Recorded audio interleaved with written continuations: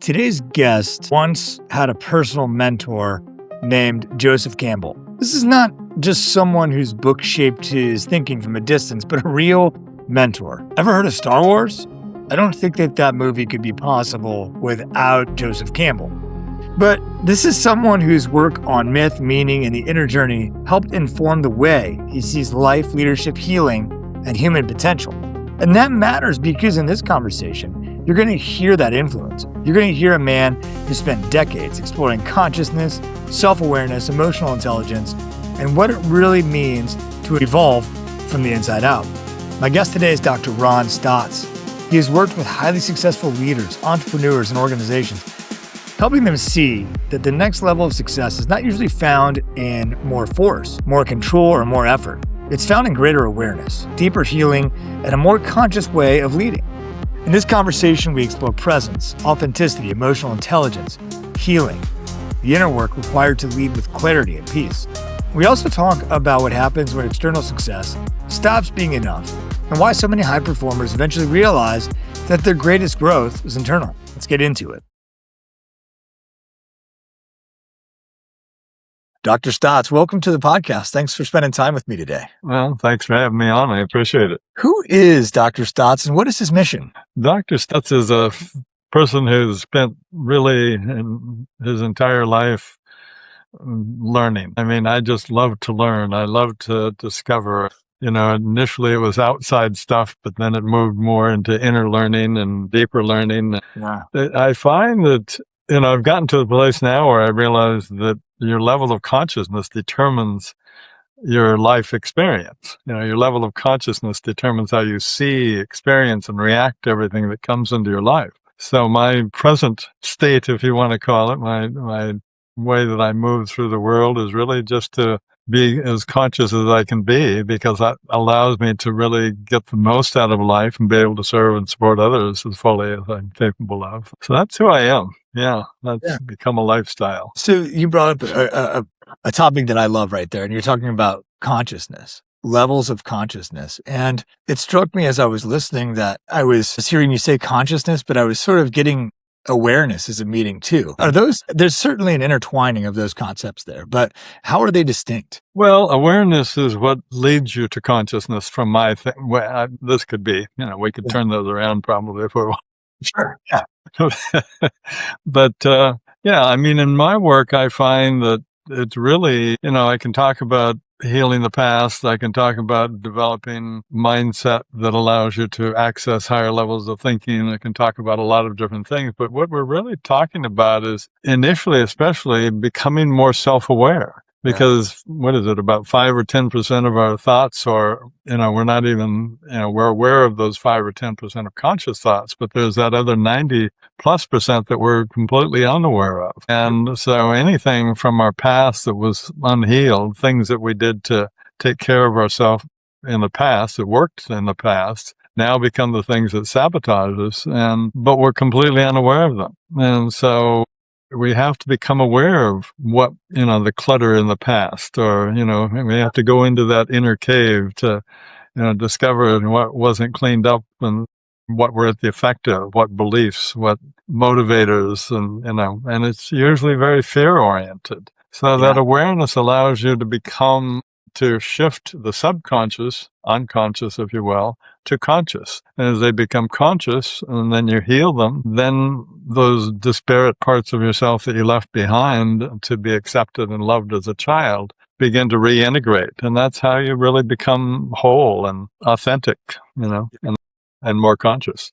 It's serendipitous that you sort of shared that in the way that you did, because just minutes ago, I work with a coach, and every sort of session is different. But this was this one that was just about gaining self-awareness, really, is what we came down to. It wasn't, there wasn't a whole lot of structure or action that came. It was just like, wow, there's a sort of space that opened up. And that it does change you. I mean, it is so important for that awareness to sort of expand. And, it gets even more interesting when you realize that, I was sort of standing at the door as a figure of speaking, saying, no, we're not going to do this right now. We need to, and that's what I was trying to get. It's kind of funny. So, you spent decades exploring both like psychological science and ancient wisdom. And when you look at your own life, when did success stop being about sort of external achievement and start becoming a more internal experience? It's a great question. I would say into my 30s, probably my mid 30s is when it began to shift.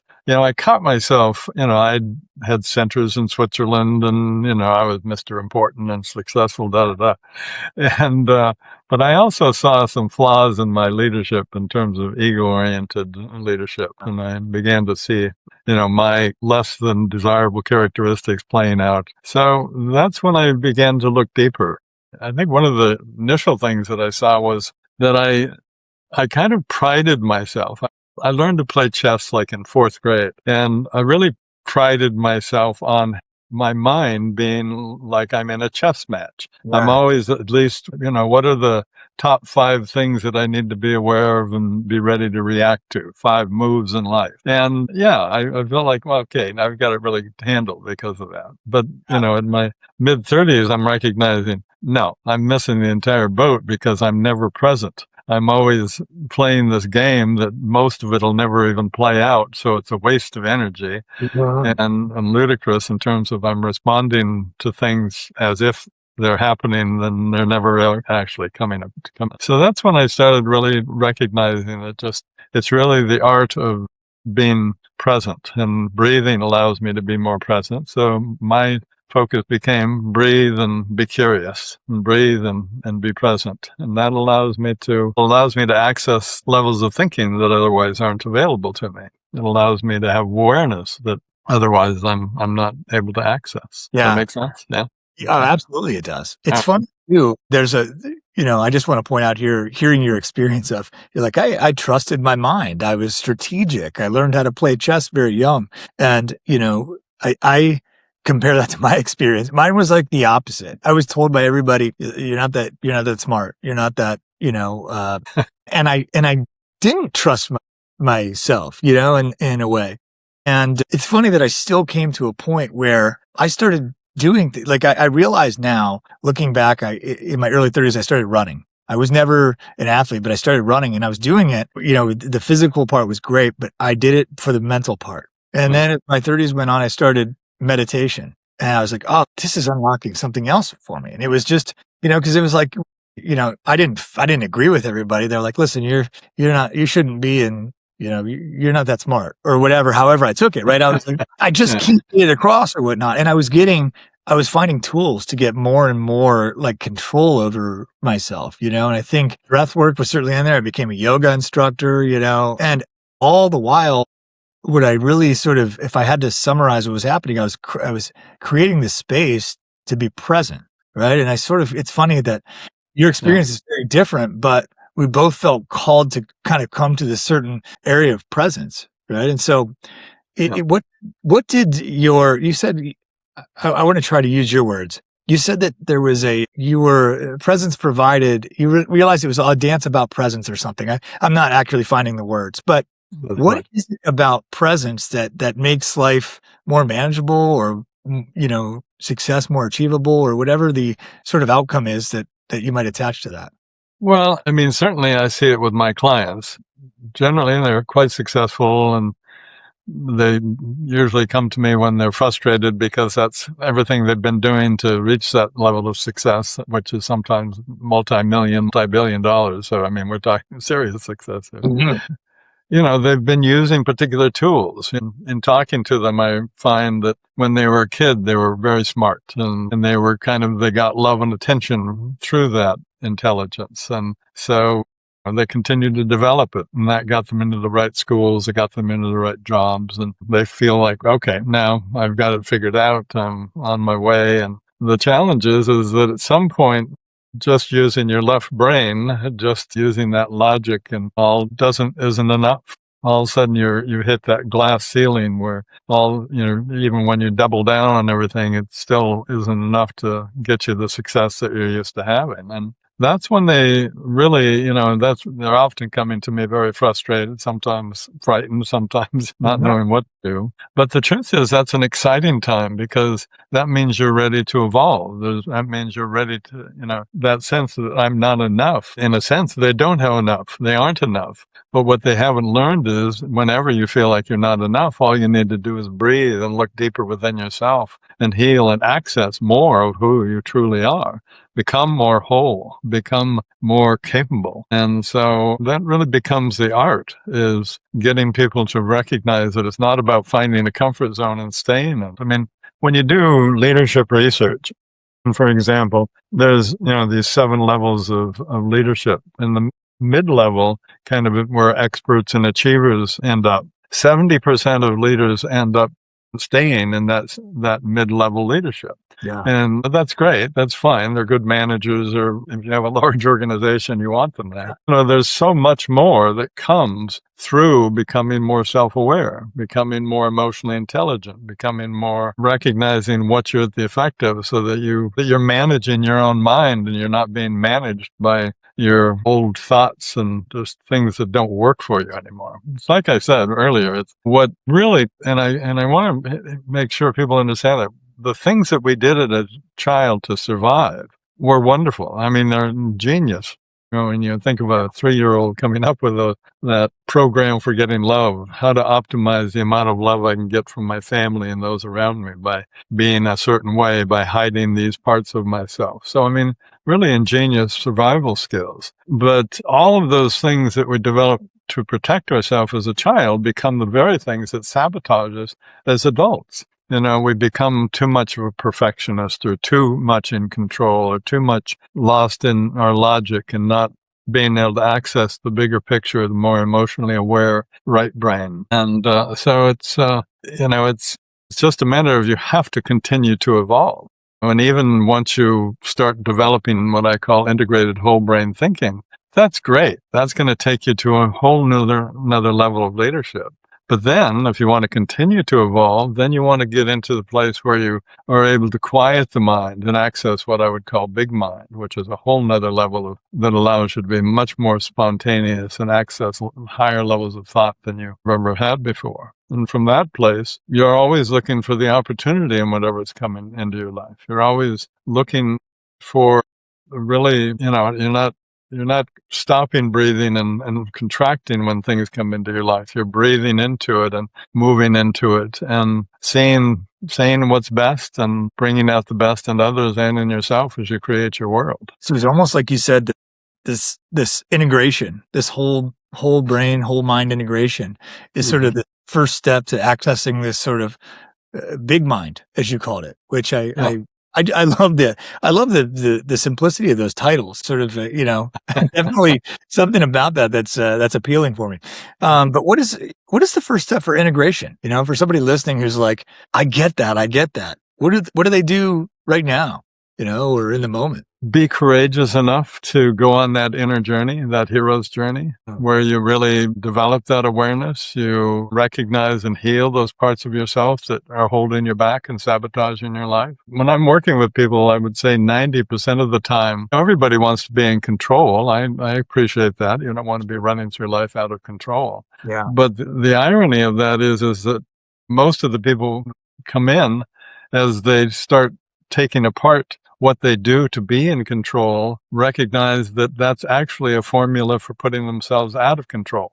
Because what they do when confronted by something that they're uncomfortable with is they immediately stop breathing. They immediately, get into fight or flight. And just in that alone, you're communicating to the body that you're not safe. You've just shut off your access to higher levels of thinking. Literally, chemical gates close down to prepare yourself for the fight or flight rather than create and see what's available.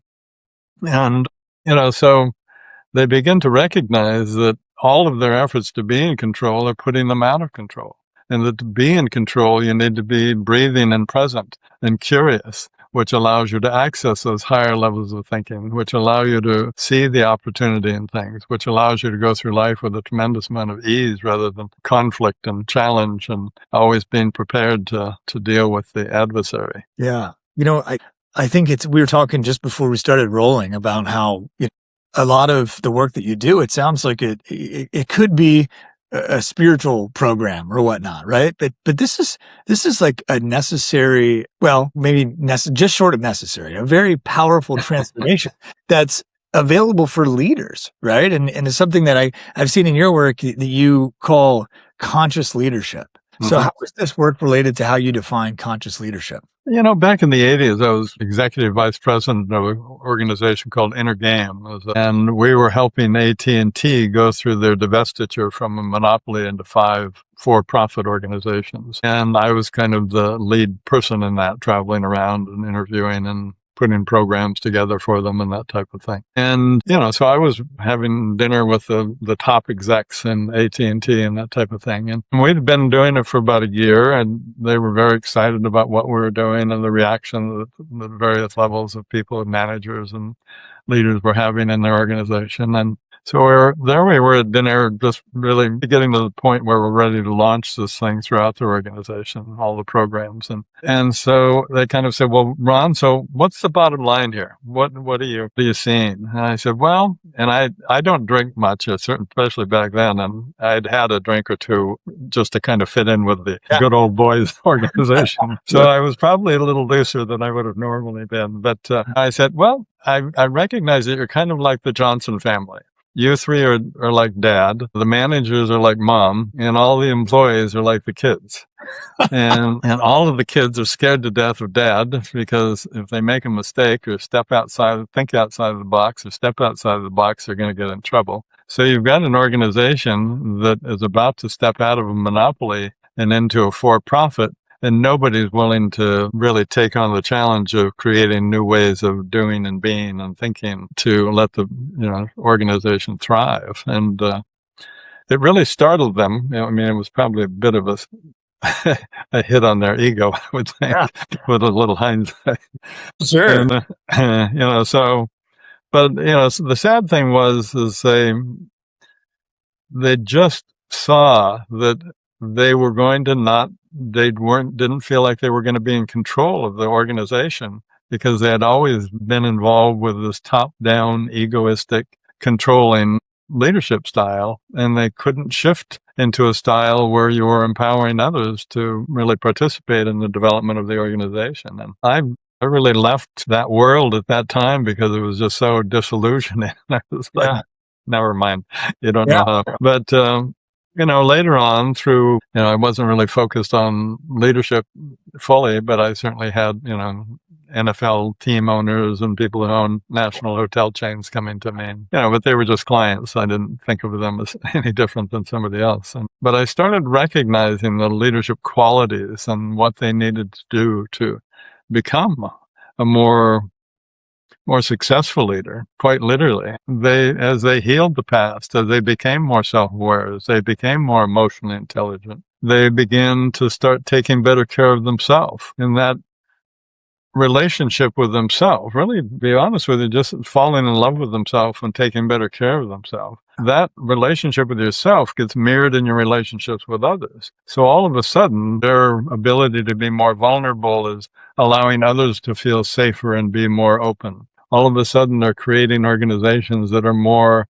collaborative, more cooperative. And all of a sudden, that cooperation and collaboration allows everybody to feel like a valued part of an organization. So they start giving their all. Yeah. And in that, all of a sudden, you see increased productivity naturally. And increased productivity results in increased, profits. I started recognizing, and clients started recognizing dramatic shifts in their ability to run their organizations and to make them profitable organizations, with everybody really committed to and supportive of what they were doing. Mm-hmm. And all of a sudden, they were having a lot more fun. There was a lot more ease, a lot less effort, a lot fewer headaches. And that just continues. I had one guy, he had 5 9-figure organizations. Within a year, he had doubled the value of 3 of them. Wow. And now it's 5 or 6 years later now.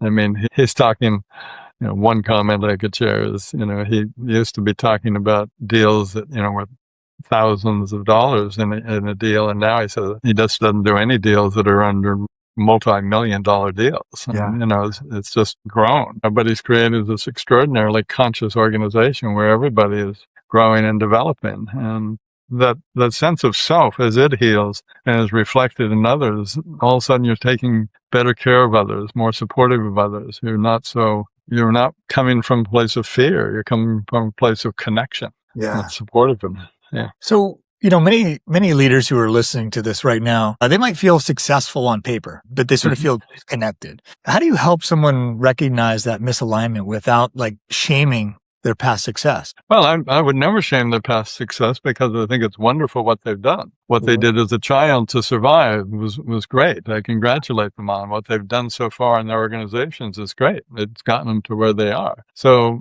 it's not a matter of wherever, should be ashamed or uncertain about what we've done. Yeah. Everything that we've done has gotten us to a place where we're ready to, that we're capable and ready to evolve into what's next. So that's where I come, that's where I congratulate them, is that they have prepared themselves. They've gotten to a place where, that outer life of trying to upgrade worked to a degree, but now it's time to recognize that it's their inner operating system that's going to really sustain continued ongoing growth. And I mean, some folks that I've worked with off and on, usually they come in more intense in the first maybe few months or year, but oftentimes they still are coming in. And every time it's really a matter of when they're ready to expand their organization, or they're going through something personal, and it's always just about letting go and trusting. It's always about becoming a bit more conscious, a bit more aware. And in that greater awareness, you have greater trust. And in that greater trust, you let go, and all of a sudden everything starts working again. And so,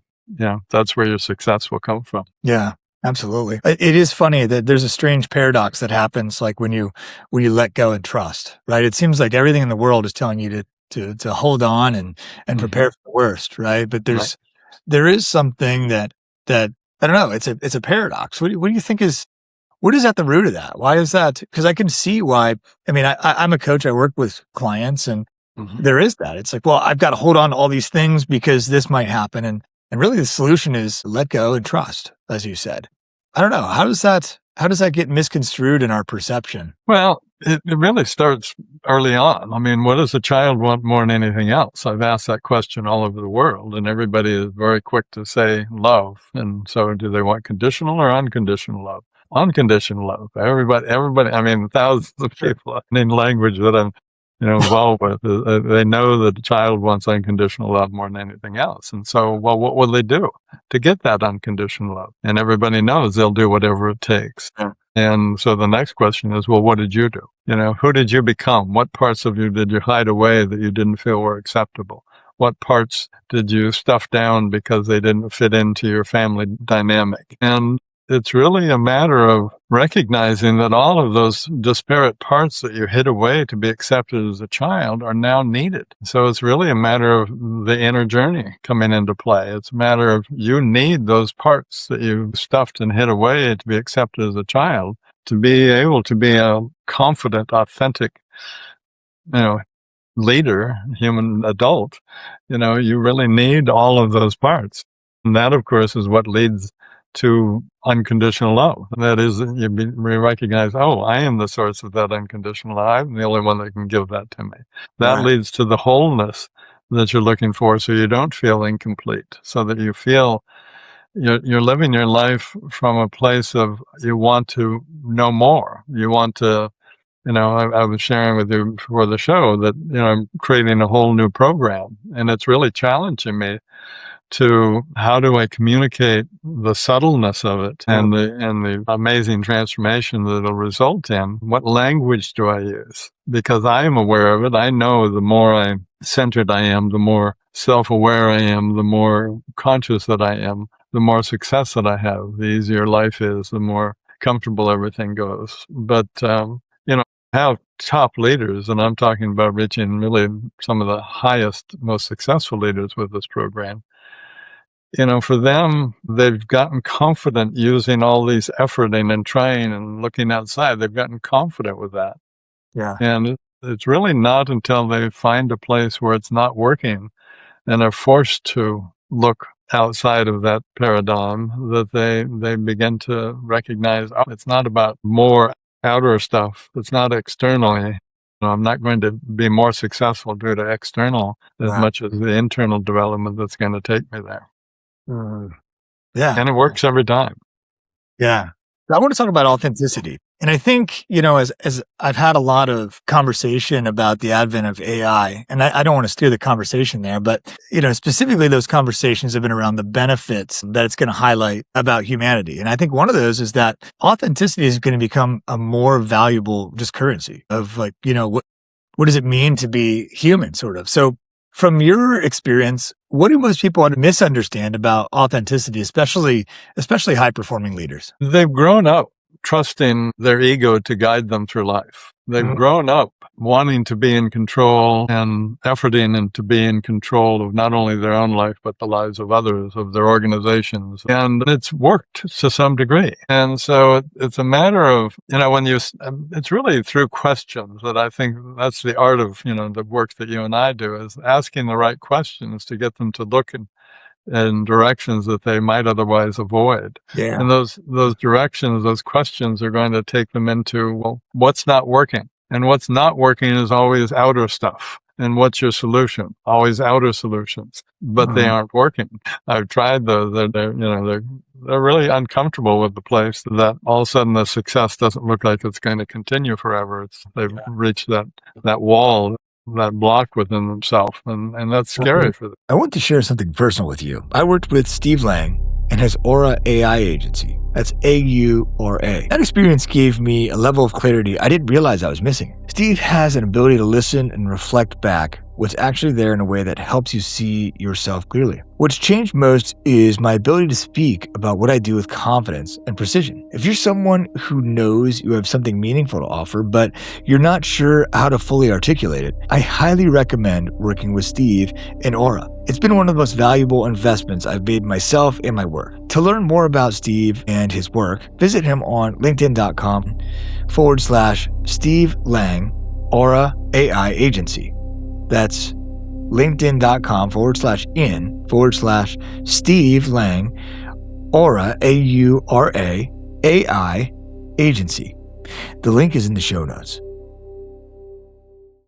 And so you can push harder on that. That's a very male dominant sort of tendency. Yeah. But I start getting them to recognize that pushing harder is really it's really disconnecting them more from themselves and others. Yeah. It's more fear oriented than it is trust and, positive oriented. And so they begin to go, okay, well, how do I change that? Well, you need to breathe, because what you're doing is you're not breathing. Literally, you're not breathing. And when you're not breathing, you're not connecting your mind. Your mind is all that subconscious noise is rattling around in there, and you just really don't have access to higher level of thinking. And so as they begin to breathe and relax, as they begin to breathe and become more centered, they find themselves going, oh, well, this is what real control is. This is what control comes from, what you're talking about, letting go. I'm letting go of that old image of control, that old efforting of trying to be in control. Real control comes with really relaxing and letting go. Real control comes from quieting the mind and being able to access levels of thinking that otherwise you don't have available.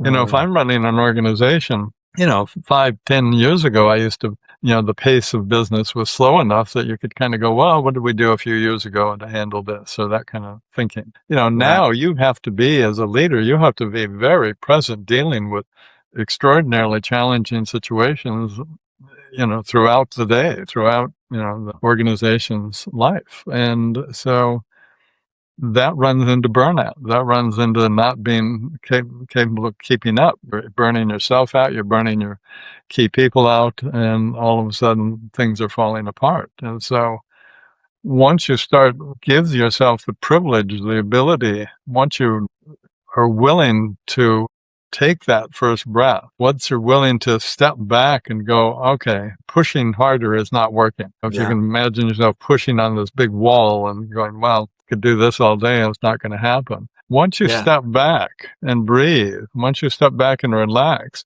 all of a sudden your mind literally, your left brain is very logical and capable. Your right brain, very big picture and oriented to being much, much more aware. So literally, in a weak analogy that I'm creating here, you step back and you breathe, and all of a sudden you're able to see ways through this that you wouldn't have seen before. It's not about pushing. It's like, oh, I can just go around the end of it.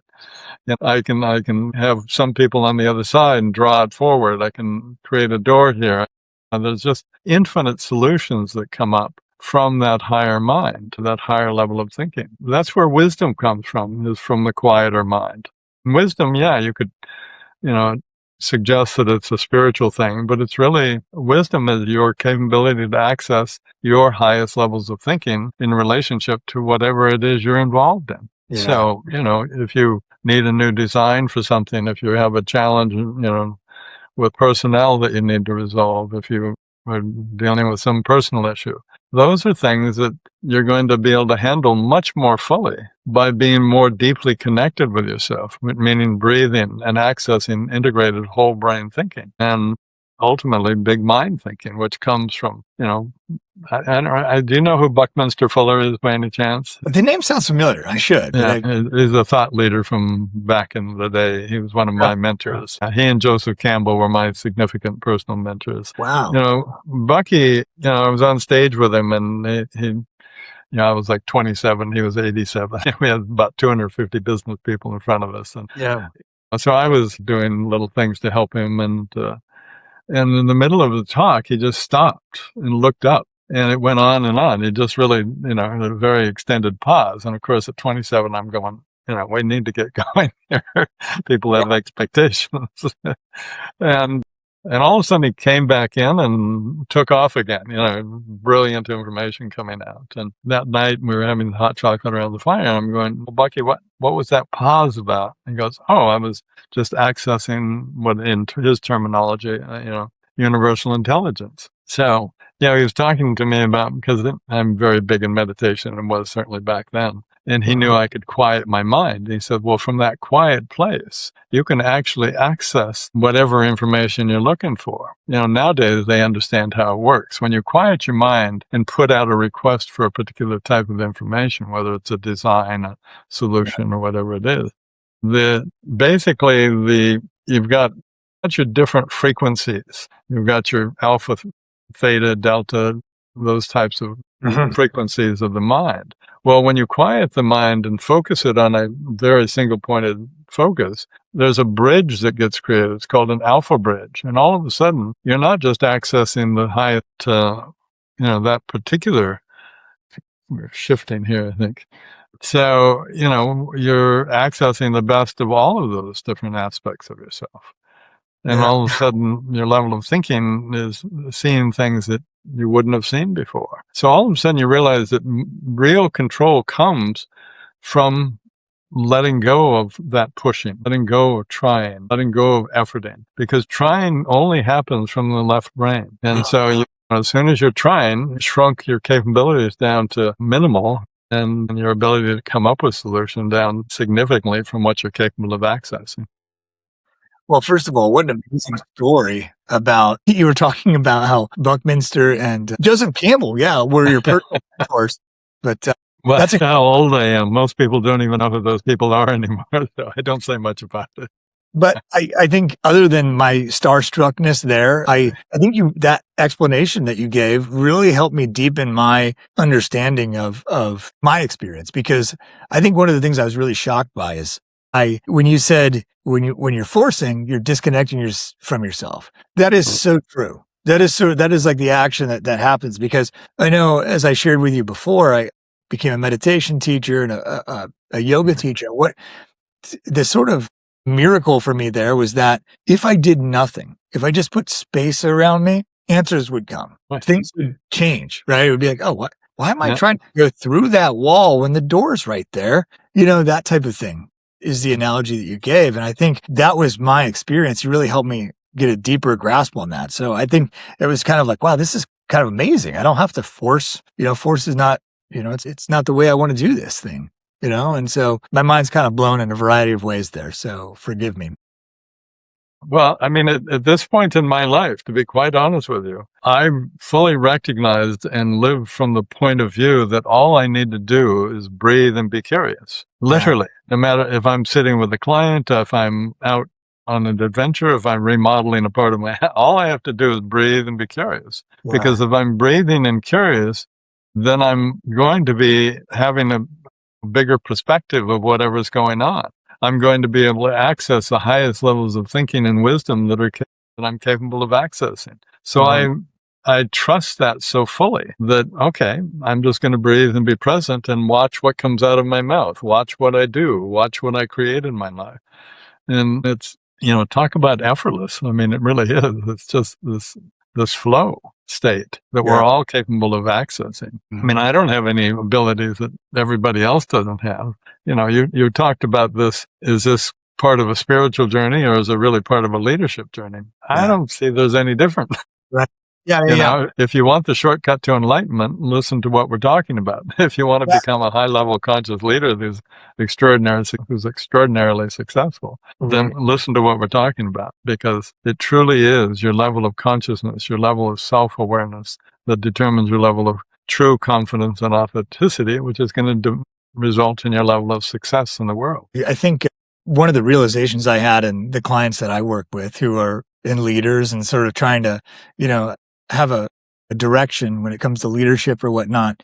And I think you've kind of helped me sort of broaden my understanding of this, but I saw it very simply as they sort of got to where they were by sort of being in the sympathetic nervous system. And that's gotten them to a certain place, right? Yeah. But now they're like, the secret to the next place, if you will, is learning how to function in that parasympathetic calm place, right? Is sort of, how do I do that? And the thing that I think it sort of it takes a lot of trust, because there's a lot of energy, right, on that parasympathetic or the sympathetic side, right? It's like fight or flight, that's what that side's all about. And when you're just restful, it takes a lot of trust.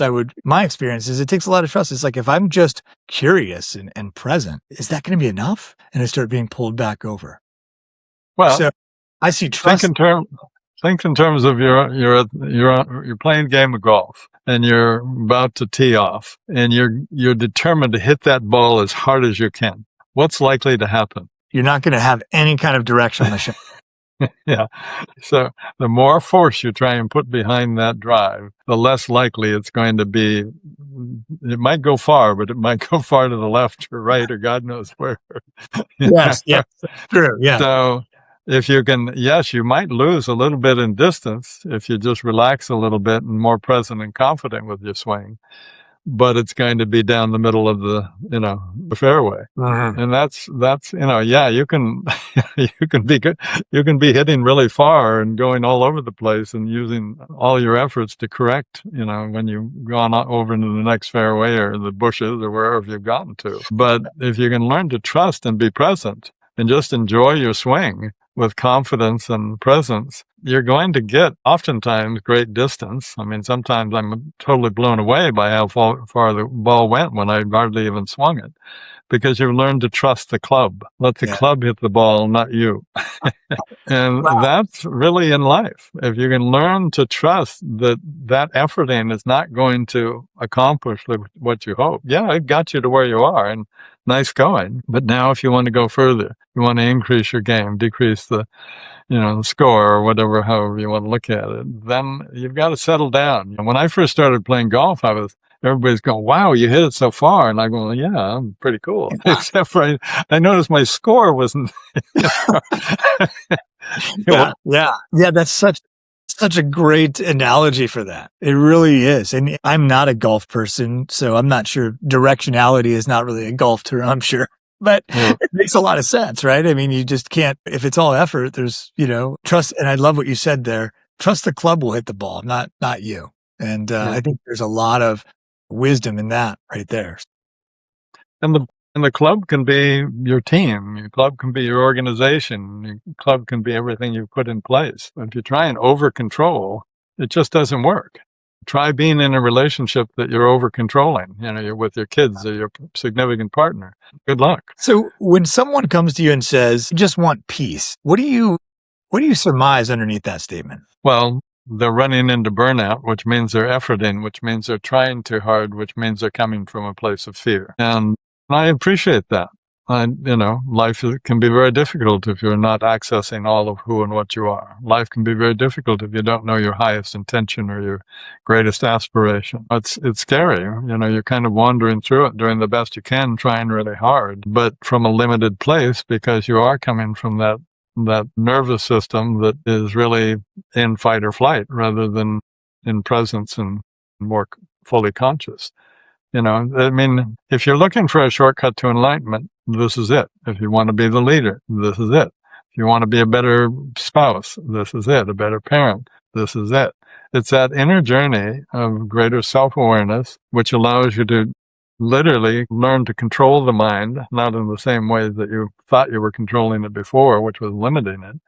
Yeah. But just a quick review so that maybe your audience gets this. It's like, if you're coming from that logical left brain, that's great. You can accomplish a great deal from that. You can make a lot of money. You can do a lot. Yeah. But your life is not going to be fulfilling. You're not going to be as successful as you could. And there's going to be a lot of challenges, a lot of effort in that. So as you heal the past and quiet that mind, the right brain begins to blossom and begins to integrate with that left brain. And I call that integrated whole brain thinking. And all of a sudden, you've got a great deal more intuition, creativity, imagination, and much, much more. But also, the mind starts to get quieter because that subconscious mind isn't chattering away and distracting you. And as your mind gets quieter, that prefrontal cortex, the forebrain, begins to blossom and become the conscious CEO of your life. Yeah. Before, the amygdala, the emotional center, was running the show.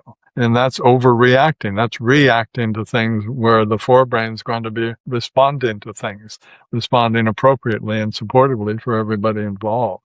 So the more you quiet the mind, the more integrated it becomes, the more you can actually trust it. That puts you in real control. And then you step into big mind.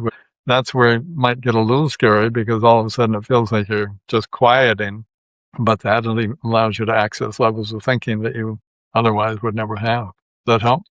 Yeah, absolutely it does. Okay.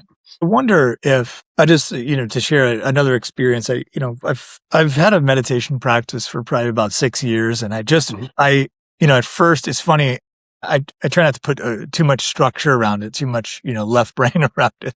Mm-hmm. But there is this, at first it was like the awareness that was coming up was really uncomfortable. I was like, oh my gosh, maybe I've misjudged myself as being a good person. There was sort of that in there, and, then there was sort of an integration process. And the thing I am struck by is, I try not to make this a destination. I try not to use any force and just create that space and not have any waiting for this experience, if you will. But I am constantly sort of just kind of blown away by the degree, the word I use is slowness, the degree to which I can achieve slowness, like a deeper, and that is profound to me. And I think you might be giving me language here to that. It's like I feel like I'm connecting to something, right? That it's not me necessarily. It's not something I can take credit for, but it's something that is valuable, right? And I've had glimpses of that, I think. And it seems to be this idea of big mind that you're talking about. Yeah.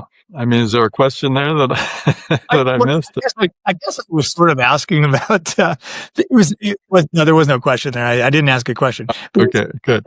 Is that what I'm seeing there? Is that, off a very brief description of my experience, I'm relating to what you sort of said there, is I think that I can see a glimpse of that. There is something I'm connected to that's sort of beyond what I'm aware is around me. So, yeah. Meditation is just, everybody connects that to spirituality, but if you're going to be a good leader, it's a great tool to quiet and focus and enhance your mental capacity. It truly is. Meditation is just, if you bring in breathing as part of your practice to get more centered so that when you're going into a board meeting, you're not dealing with those parts of yourself that are uncertain or over, domineering or whatever they are. So your ego is not in control of you entering that board meeting. And if you can just be present and confident, then everything will go much, much better. So, meditation is just you taking the time to take care of yourself, to really sit there and breathe and recognize this is how calm I can get. when I get that calm, this is what it feels like. So that becomes safer for you and things get quieter. I mean, it's kind of like life becomes about breathing and letting go, breathing and becoming, letting go of all the clutter, letting go of the distraction, letting go of beliefs that are sabotaging your life, and becoming more aware and conscious of the options and the levels of thinking that you have available. So it's, yeah. Well, I want to shift the topic to emotional intelligence, a little bit different here, but in your view, how does emotional intelligence actually change the way power is held and used? That's an interesting question. So how does, if one is emotionally intelligent or if one is Yeah, not? I guess, how does, 'cause it's interesting to me because I've done a lot of, studying on my own about emotional intelligence. And it, the degree to which you have emotional intelligence, right, a greater level or a lesser level, there's a relationship with how the power is sort of wielded. And I'm curious if you see any kind of correlation there or how that shows up in your work. Well, it depends on your definition of power. For example, a lot of people think of power as an outer thing. If I have control over your life, if you have to do what I say and otherwise I won't write you a check, or, those kinds of controlling powers. That's not real power. That's assumed power that's only temporarily there. Real power is, I equate it to really how open is your heart, because that's going to determine how powerful you're capable of being. The more you heal the gut, the more you can open up the heart, which allows you to access more from the brain. And so real power is really equated, at least in my experience, to how fully you can open up your heart. So that immediately takes it out of controlling others, because you're actually willing to be more open and vulnerable with others, which allows them to feel more safe, which allows them to contribute and participate more fully and feel like a more valued member of the team. So yeah, you're controlling them, but from a kind of inverse sort of trusting, supportive place. And, it's like, I want the best from my kids. Well, the less I control them and just give them guidance and the capability to access their own inner sense of ability and awareness and levels of thought, the more capable and successful they're going to be. Old style parenting might have been, well, I'm going to make sure they do exactly what I want and study what I want them to study. And that old control model, it'll take you to certain levels, but not anywhere near the levels that we're capable of getting. Yeah. What do you think? What's one emotional skill that if you developed, it would sort of change how leaders relate to the team and themselves? Well, if you recognize, most leaders quite literally are leading with their ego, and they just splash throughout the organization all of their egoistic challenges, unhealed tendencies, their control, their inadequacies, or their need to be liked or respected or whatever, So, it's really, are you willing to let go of that and really discover who you are, to discover a whole entirely new level of success, and I'm talking real success with increased productivity and profits. If you really are interested in having an organization that lasts over time, where the best people are coming to it, then you become the best person you can be. I think I'm a little off track of what you would ask me, but it's really, there's an irony there of letting go allows you to become. You actually are more in control because you have a bigger picture. You are actually more in control because people are responding to you in more supportive, trusting, connected, responsible ways. So, yeah, people come to me, and in all honesty, I know them within a week better than anybody else has ever known them in their life. Yeah. Yeah. But it's from that vulnerability that we go on this inner journey together, and in that trust, they discover quite fully who, there's a huge, significant transformation that takes place that gives them access to who and what they truly are. Most people, they don't really know what their highest intention is. They might have, I want to make more money, or I want to be a better parent, or whatever it is. They're more self-oriented. But your higher intention is going to be more about others, and that's, once they heal their emotional backlog, I watch them really get to a place where they that sense of self includes their relationship with their kids, with their family, significantly changes. Their organizational structures change. But it's really, yeah, it's a matter of how far you're willing to go with that. How much are you willing to? The thing I say all the time is, what level do you want to play on? And what I'm really talking about is, what level of consciousness do you want to play on? And the greater your degree, your emotional intelligence, it's just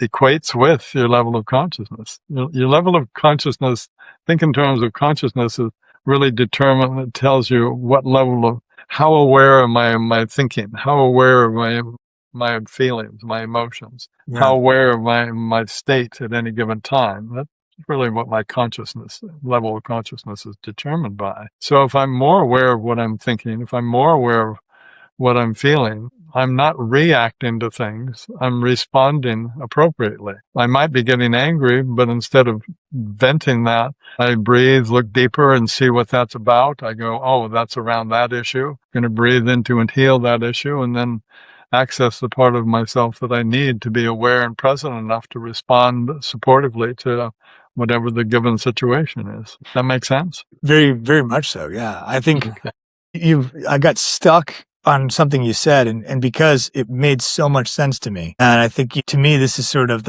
the point is discovering your highest intention. I don't know that even in all of this sort of self-development and leadership work that I've done in my life, I don't know, there's that seems extremely relevant to me, right? What is your highest intention? Extraordinarily so. And even, highest intention is what you're capable of creating from where you are. And that's great. Once you recognize that, that really becomes your compass setting. But as people continue to evolve through the work that I'm doing, they begin to recognize, well, this is my greatest aspiration. And their aspiration is what they need to breathe into. And so that from there, they have to go, okay, well, who do I need to be so that I can create that? Who do I need to be to manifest and create that life? And then, life just becomes this journey. It's like, okay, well, who do I need to be? What do I need to do to heal that part, to grow? All of a sudden, life becomes about what I think it is about, and that's growing and evolving, Yeah.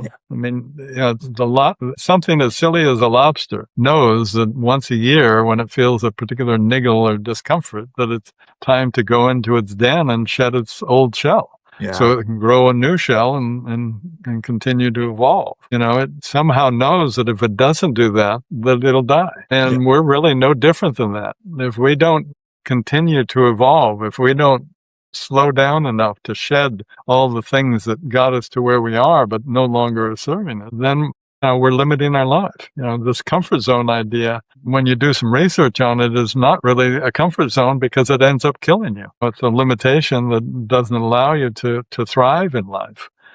And all the research shows that, especially for men, once they retire, within a couple of years, they often die, literally. And that's because they don't have a deeper purpose. I mean, I've got a little brother who's 10 years younger than I am, and he died probably 6 years ago now. And, great guy, really, 2 years after his retirement, that was it. And that's not uncommon, that having a greater sense of purpose and something that's beyond just yourself is really going to, people ask me, when am I going to retire? And it's like, well, why would I do that? Yeah. I mean, it's such a privilege to be part of the process that I'm in. One of the things that you talk about in your work, which I think is really powerful, is healing. And I just wonder, what role does healing play in leadership development for the highest performing leaders? Everything. Wow. Yeah. I mean, it starts off with healing ourselves, healing the past within ourselves. That opening up that, Joseph Campbell talks about entering that cave that you fear to enter within to discover, boy, there goes that quote. Anyway, to discover, what you want more than anything else. And, what you want more than anything else is love and acceptance, to be you, to know who and what you are. And so, it starts with really opening that cave door in our gut and really recognizing that we've been a hoarder of emotional backlog and that we need to really begin to let that go and open up that space. And as we open up that space, we become more open to connecting with ourselves and empowered and self-accepting and loving and whole. And that then is mirrored in our relationships with others. One of the things you've got to do as a leader is healing is really important to that. And I just think that that's sort of profound and deep. And you were talking about how that's related to leadership development at the highest level. And it never ends, because you're always, as you mature, as you evolve, as you become more conscious, then you become more capable of handling subtler things that were, would have been too difficult for you to deal with before. And so you continue to breathe into and heal those aspects of yourself. I mean, I was 60 years old. I had thought I'd healed everything and was doing fine. 10 years since I'd really seen any indication that there wasn't something healed inside of me. And all of a sudden, I was doing an all-day workshop guided by a friend of mine, and all of a sudden, the fact that I had lost a few dozen friends in Vietnam it was time to come up. And all my emotions around that. And it turns out that was probably my biggest scar. But I wasn't capable of really dealing with that until I had healed all of the other aspects of myself, until I'd gotten to a level of consciousness that I had a perspective of it, that it was something that was good, not dangerous. It was something I wanted to do, not was being forced to do, or something like that. So the healing, a fellow I went to, he just flew me down to work with him for a few days before he launched a huge new level of, in his organizations. And every time I work with people like that, it's just a matter of healing some part of themselves that's still trying to hold on, that's still playing smaller than they need to play. Because from that mistrust of themselves and others, that mistrust of the perfection of the universe, has them holding on too tight. And so basically, within a couple of days, I, helped them move through that one. And then they're back to another level of trust, another level of openness. And all of a sudden, everything works and they have huge success. But if they hadn't taken that couple of days to really recognize that they're holding on tight, that they're uncomfortable, they're afraid, if you will, then they probably would have blown it. Things wouldn't have worked because they wouldn't have empowered others in that. I mean, they recognize that I have created an organization that will support this happening. There are those around me that I've mentored and trained and developed with me that are going to be able to handle this. I don't have to do it all myself. And all of a sudden that allows them to trust even more.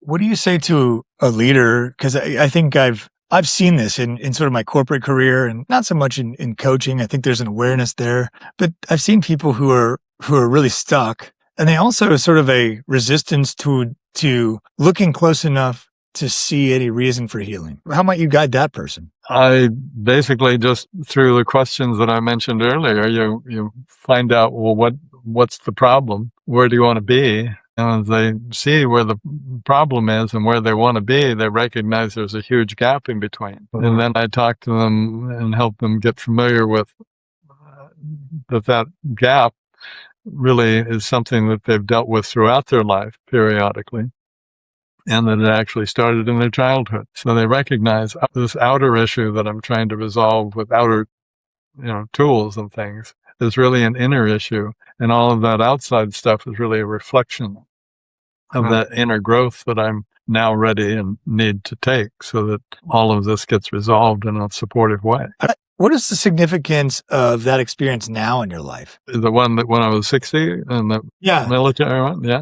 Even during it, and it literally felt like I was giving birth to a water buffalo. So I'm not going to try and tell you that it was an enjoyable experience. Yeah. But there was a part of me that was just like a cheerleader, excited that I was going through that, because that more conscious part of me knew that this was going to allow me to evolve tremendously, because, this old anchor was holding me back. I use the analogy, being a sailor, you're really this beautiful sailboat capable of sailing anywhere in the world that you care to go. But you start looking at your life and noticing, I'm kind of sailing in a circle here, a radius from some anchor point. And you start seeing, there's a line off the stern that is leading to an anchor. And that's really when you I want to go further. I want to do more with my life. I want to sail into new worlds, new challenges in my life. And that anchor line is made up of all the unacknowledged, unexpressed emotions that you've held on to, buried deep within your gut.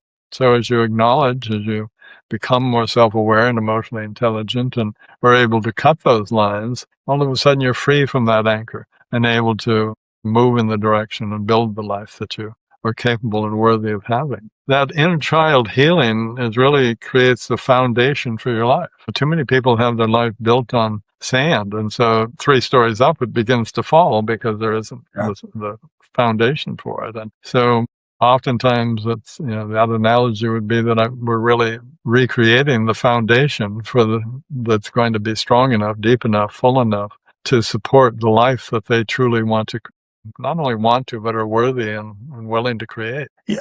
So the other really curious question, which I think you gave me some insight to in your response there, was you talked about, coming to a certain point where you had sort of took this period of deliberation in a forest to whether you were going to end your life or not. And, you sort of decided, you described this experience where you decided you were going to do it. And then something happened where you said, no, I'm not going to do this. And I remember the description was like there was a blinding, like white light as that element was in the experience. But I just wonder what was the shift that caused such a huge transformation there? Well, I mean, keep in mind that I was only probably 22 at the time, and none of what I'm aware of now. I was a mess, basically. I was a suicidal, chemically imbalanced PTSD mess. Yeah. I'd lost my wife and custody of my 2 sons. I just didn't even know. I was having highs and lows. I was creating amazing things and then destroying them. And so I was a mess, and I just didn't feel like I wanted to spend my life annually destroying and creating my life. So yeah, I did decide to commit suicide, and I was in the middle of thrusting a large hunting knife into my heart, and all of a sudden I dissolved in a white ball of light, and I certainly didn't have any sense of what that was, But there was no sense of my body, there was no sense of the forest around me, there was no sense of anything other than this very deep oneness of existence, the perfection of life. Just that there was purpose. There was a very deep sense of the purpose and the perfection of life. And in that oneness and being dissolved in that oneness and feeling that perfection, it gave me a sense of, I want more. I want to know more. I want to be more. And so, I don't know how long that lasted, to be quite honest with you. I came out and that knife was a good 20 feet away, and somehow I don't remember literally how it got over there. But, my life became about, okay, how do I recreate that? How do I connect with that oneness? How do I allow myself to really let go and merge into that infinite wisdom? And so, fortunately, I got into meditation and breathing, all the tools that I use now, and became quite good at being able to access that experience again. But then it was a matter of, okay, well, that's nice, but now I want to contribute to the world. I'm living and working in the world. Let's figure out how to bring that awareness and those experiences into my life, and recognizing that leaders are really not only have a huge impact in the organization, but they can also have a lasting impact on a societal level. So that's why I work with leaders, because I am capable of taking people into higher states of consciousness and helping them heal. And it really doesn't matter what level they're on. I always can take them to the next level that they need to get to. And so I use that capability to create a more conscious and caring world, which is kind of my hidden agenda. And so far it's working. It's an incredible story and an inspiring one. And, this is just sort of serendipitous. I don't spend a lot of time on social media. And just before I listened to that podcast where you told that story, there was another reel about a rock star who was the singer of a band called Everclear. And he was talking about how he went into a record store and a guy didn't know who he was and was like, hey man, I gave him like an AA card. His hand was shaking. He's like, I'll take you to a meeting right now. And he was like, who are you? And so kind of planted a seed. And like a couple of weeks later, he went down there and the guy was there again. And he's like, okay, I'm going to go with you. And he's like, the first meeting, he said, I hated it. Second meeting, I was like, okay, I got to go. The third meeting, he almost gave a description just like you. He's like a white light came from the sky. And I was like, I can't do this alone. He's like, I broke down and like, I just felt like connected to everybody. He talked about connection. And I just was like, wow, there's just something about that even that white light sort of transformative experience that, I don't know, really is resonant with me. And I saw like a through line for two very different stories, right? Yeah. But there was somebody like sort of teetering on the edge who was influenced by something deep within them to make a different choice. Yep. Yeah. There's something that Campbell would find interesting there too. Yes. Well, the white light is just you letting go and experiencing all that we're a part of, that's letting go and being within that wisdom. I mean, that's really what meditation's about. It takes you from becoming more self-aware, and that definition of self continues to expand until it includes all of existence. So yeah, you're breathing, you're letting go, you're merging, you're expanding, and you literally become, you go through states of awareness as you're expanding, and eventually you go beyond any awareness at all because you're in the oneness. Well, this has been just an absolute treat of a conversation. Thank you so much for sharing your wisdom. I know we got into a lot of different topics. I'll leave you with the last word here. Is there anything we didn't talk about or you want to mention? Where can people find you online if they're hearing this and they might find some value in working with you, or how might they do that? I would just recommend they go to my website, ronstotts, STOTTS.com. And at ronstotts.com, there's information and materials you can download for free that'll help you begin that inner journey. And there's all kinds of information that's available there, and certainly the information on the programs. And if somebody wants to get on a call with me, then they can find out how to do that through that link that's available there too. Yeah, absolutely. And so now I'll pose that final question. What didn't we talk about that maybe you wish we would have, or I don't know, a final thought for us? That final thought is really just the perfection of it all. So many people are playing within the disconnection of who they are. It's just being manifested and played out throughout their life, and they don't realize that. And it's really as you begin to breathe and connect with yourself, as you really learn to accept and love yourself, as you become more whole and authentic, you experience that throughout your life. With your relationship with others, you're in an organization, things start just happening for you rather than against you. And so, find the courage to love yourself. Find the courage to discover who you are. It's an incredible opportunity. You can get caught in your fear, or you can, take an entirely different road that'll open up your life to an entirely new relationship with yourself, your others, and life. I would encourage you to do that. Couldn't think of a better way to end this conversation. Thank you so much for your time, Dr. Stotts. All right. You take care of yourself, Ryan.